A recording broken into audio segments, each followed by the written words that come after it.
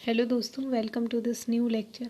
आज के लेक्चर में हम ऋग्वैदिक एरा की जो इकोनॉमी कैसी थी उनकी, मतलब क्या कंडीशन थी, वो उस सब के बारे में बात करेंगे। आई एम वेरी सॉरी कि लेक्चर बहुत ज़्यादा लेट हो गया, काफ़ी गैप हो गया था बीच में, किसी कारण की वजह से मैं लेक्चर रिकॉर्ड नहीं कर पाई थी।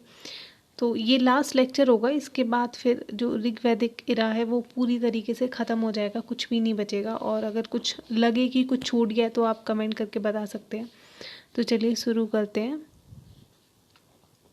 जैसे कि हम पहले भी काफ़ी बार ये बात कर चुके थे कि जो ऋग्वैदिक सोसाइटी थी वो पेस्टोरल सोसाइटी थी, मतलब वो लोग गाय भैंसों को पाला करते थे, मेनली गाय को ही, काव को ही पाला करते थे। वो ऐसा कुछ नहीं था कि मतलब प्राइवेट प्रॉपर्टी या फिर लैंड वगैरह का वहाँ पे कोई प्रावधान हो, जैसे कि कोई कोई पर्टिकुलर आदमी किसी भी ज़मीन पे अपना कब्जा करता हो या फिर ऐसा क्लेम करता हो कि ये उसकी ज़मीन है। ऐसा कुछ भी प्राइवेट प्रॉपर्टी का कॉन्सेप्ट नहीं था। जो लोग थे वो मतलब गायों को ही पाला करते थे। और जितनी भी वहाँ पे जो मोस्टली जो सारी वॉर्स हुई हैं, जितने भी युद्ध वगैरह हुए हैं, वो गायों की वजह से ही हुए हैं। जैसे कि उसका नाम था गौवष्टि, मतलब जो ऋग्वैदिक काल में जो युद्ध वॉर हुआ करते थे उनको गौवष्टि कहते थे। तो गौवष्टि से ही शब्द से हमें पता चल रहा है कि सर्च फॉर काव, मतलब कि गायों की खोज के लिए। अच्छा, मैंने पहले जो लेक्चर्स हैं उनमें बताया था जो पैनीज होते थे या फिर पणी, जो भी आप बोले, जो एक क्लास ऑफ मर्चेंट्स थी, वो लोग क्या थे, इनकी गायों को चुरा के या छुपा देते थे, जो भी था। तो उसी से लड़ने के लिए, अपनी गायों को वापस पाने के लिए ये लोग युद्ध लड़ते थे और उसी को हम गौवष्टि बोलते थे। ठीक है। और एक जो वेल्दी मैन हुआ करता था वो होता था जिसपे बहुत सारी गायें होती थी और उसको बोला जाता था गौमत। तो जो वेल्दी मैन था उसको गौमत कहा करते थे। तो इससे हमें पता चलता है कि ऋग्वैदिक काल में जो गायों की इम्पोर्टेंस थी वो कितनी ज़्यादा थी। जो प्रीस्ट होते थे उनको पूजा अर्चना, जो जो रिचुअल सेक्रीफाइसेस थे उनमें गौदक्षिणा दी जाती थी। मतलब जो एक दक्षिणा के तौर पे पुरोहित को गौदक्षिणा देते थे, मतलब गायों का दान करते थे, डोनेशन ऑफ काउ। ठीक है। तो जो भी वो, और साथ ही वुमेन्स स्लेव्स, मतलब कि जो हाउस होल्ड वर्क्स वगैरह होते होंगे शायद उसके लिए वुमेन्स का मतलब एज अ स्लेव उन लोगों को तोहफा उपहार दिया जाता था।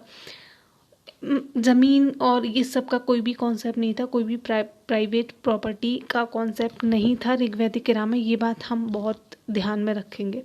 ठीक है। नेक्स्ट। अच्छा, अगर ट्रेड के हम बारे में बात करें तो ट्रेड था मेनली बार्टर सिस्टम ही फॉलो होता था। बार्टर सिस्टम में भी जो एक मोस्ट इम्पॉर्टेंट मतलब जो वैल्यू थी एक्सचेंज की वो काव थी। मतलब ऐसे कि मैंने आपको काव दे दी और मेरी ज़रूरत का सामान आपने मुझे दे दिया, या फिर मैंने आपको सपोज़ करें आपको चावल दिए और मुझे ज़रूरत है गेहूं की तो आपने मुझे वो दे दी। इस तरीके से बार्टर एक्सचेंज हुआ करता था।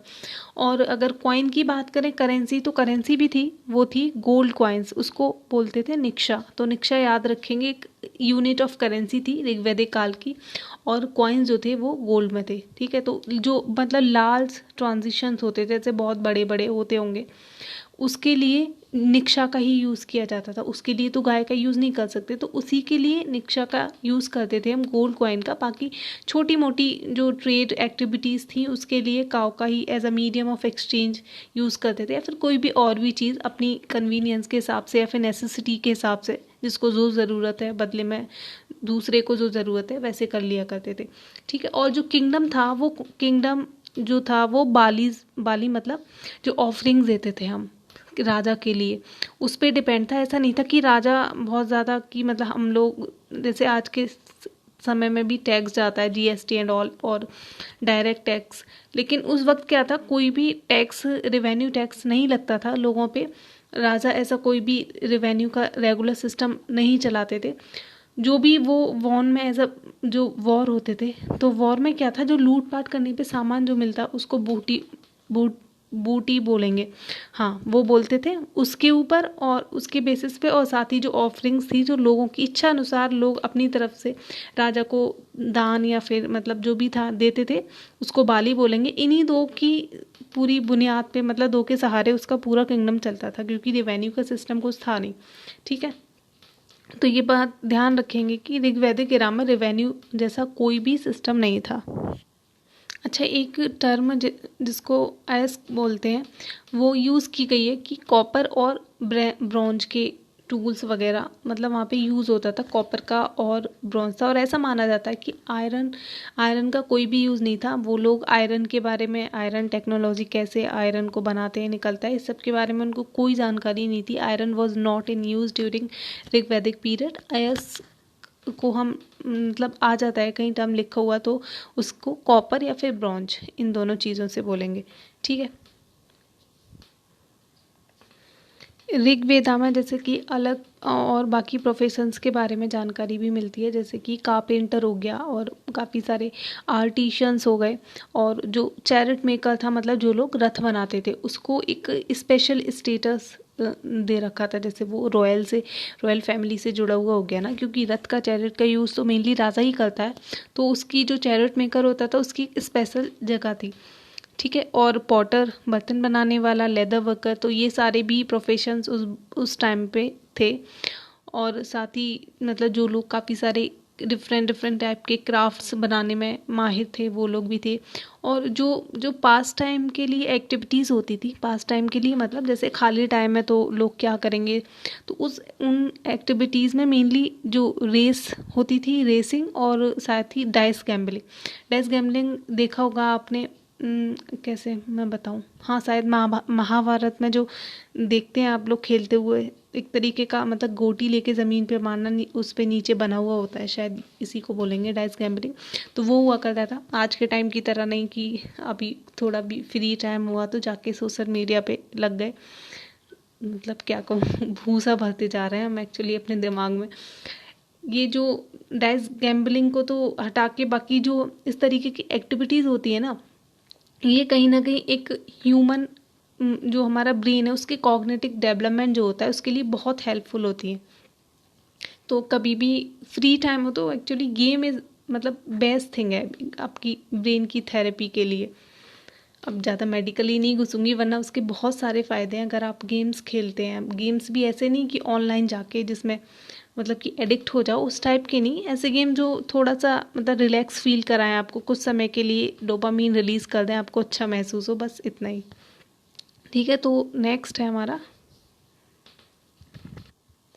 तो जो ट्रांसपोर्ट के लिए जो एक मीन्स ऑफ ट्रांसपोर्ट था उसमें बुलक कार्ट्स आ जाता है, बैलगाड़ी वगैरह, और घोड़े और चैरियोट्स, ये सारे जो थे मतलब मीन्स ऑफ ट्रांसपोर्ट थे। और साथ ही सी और बोट्स के भी रेफरेंसेस मिले हैं, तो ये तो खैर ऋग्वैदिक काल है, ये तो हमने देखा था जो हमारा हड़प्पन सिविलाइजेशन वाले लेक्चर्स थे उसमें भी हमने पढ़ा था कि जो हड़प्पा सील्स मिली है उस पर तक मतलब वोट बनी हुई मिली है। तो अभी तो थोड़ा टाइम और ज़्यादा पास हो गया था, तो ऐसा था कि मतलब हम ये याद रखेंगे कि अगर ऐसा एग्ज़ाम में कुछ क्वेश्चन बन के आ जाता है कि वहाँ पे बोट्स वगैरह थी नहीं थी, तो थी बोट्स, और सी के थ्रू भी उन लोगों का ट्रेड हुआ करता था। और जो लैंड के लिए जो हमारा मीन्स ऑफ ट्रांसपोर्ट था वो बुलक कार्स, हॉर्सेस और यही सब थे, चैरियट्स वगैरह।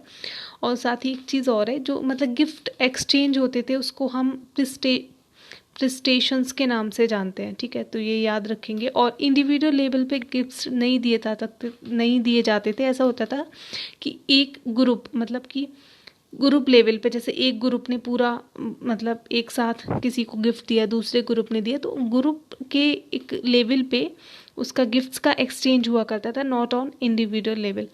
तो ठीक है, हमारा ये जो ऋग्वैदिक सिविलाइजेशन है आखिरकार ख़त्म हुई, बहुत ज़्यादा आई नो कि बहुत लंबा वक्त लग गया।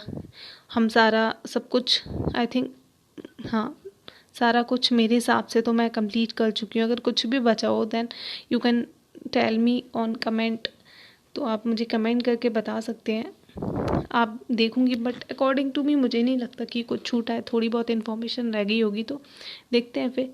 चलिए नेक्स्ट हमारा शुरू होगा जैनिज़्म और बुद्धिज़्म, सो उसको जल्दी से भी जब भी अब लेक्चर में शुरू करूँगी I will try my best कि कंटिन्यूस लेक्चर आ पाए। सो नेक्स्ट लेक्चर में मिलेंगे हम, तब तक के लिए bye bye, thank you so much.